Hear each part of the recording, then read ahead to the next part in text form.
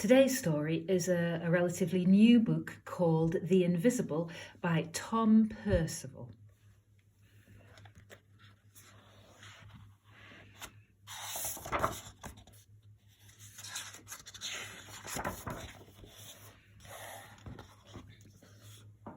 Isabel pulled on her favourite jumper. Ice curled across the inside of the window and crept up the corner of her bedpost. It was very beautiful, and Isabel always noticed beautiful things. But there was no escaping the fact that it was also cold, very cold.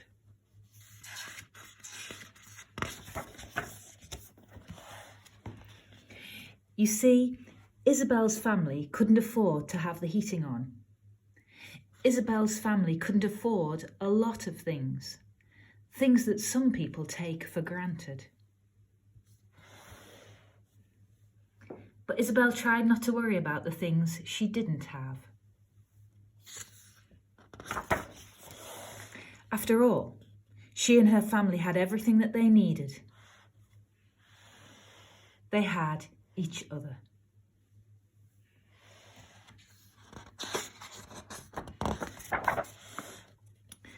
But one day there just wasn't enough money to pay the rent and all the bills.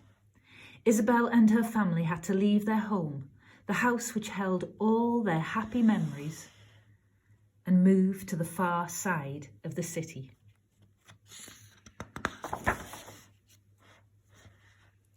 For the first time ever, Isabel couldn't find anything beautiful to cheer herself up. This part of the city looked exactly how she felt: cold, sad, and lonely.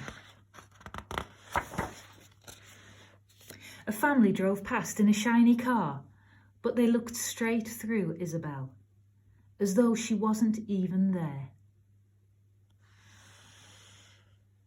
None of the other smartly dressed people seemed to see her either.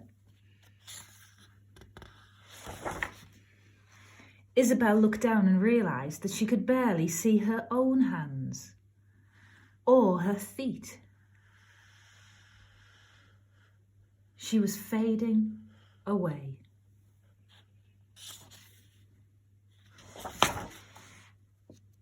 Before long, Isabel was completely invisible. She drifted silently down the streets, as pale and thin as the wind, and nobody saw her at all.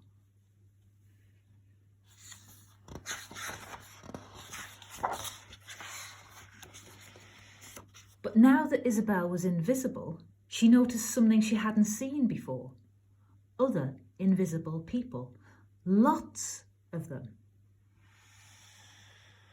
There was an old lady planting flowers in empty paint pots. There was the man who slept on a bench feeding the birds in the park. And there was the boy who'd been forced to leave his home in another country, helping to mend someone's bike. But they all seemed so alone. Isabel decided to help. She planted flowers in the paint pots. She looked after stray animals. And she helped to fix things up. Then, day by day and week by week, other people joined in too.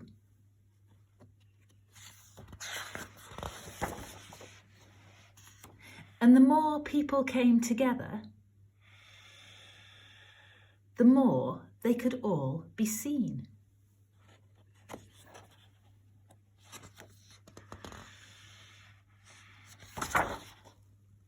Soon, Isabel wasn't just visible, she was vibrant, and so was her new home. And that was how Isabel made something very special, one of the hardest things that anyone can ever make. Isabel had made a difference.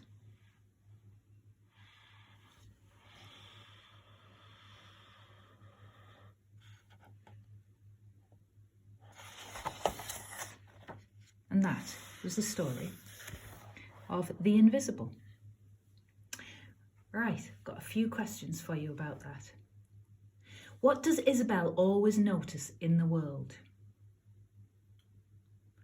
Isabel's family was struggling. How do you know this? What did Isabel think was the most important thing to have? She said that she had all she needed. What was it? Eventually, things get too hard for Isabel's family and they have to move to the other side of the city into a cheaper place to live. What does Isabel now struggle to see? Isabel starts to feel invisible. No one sees her. Why do you think she feels like this? She then starts to see other people who are invisible too. Can you describe some of these invisible people? Who were they? What were they doing? What does Isabel do? The story ends saying that Isabel has made something very special. What has she made? This story made me think about those people who live near us who might seem invisible. And I thought about it and I thought I could think of a few people who really were invisible to me. I wonder if you can think of any invisible people you might be aware of in our area. Can you describe them? Is there anything we could do to help them? I hope you enjoyed this story of the invisible, and I think it's given us all a bit of food for thought, something to think about and see whether we could be like Isabel and start to make a difference for other people.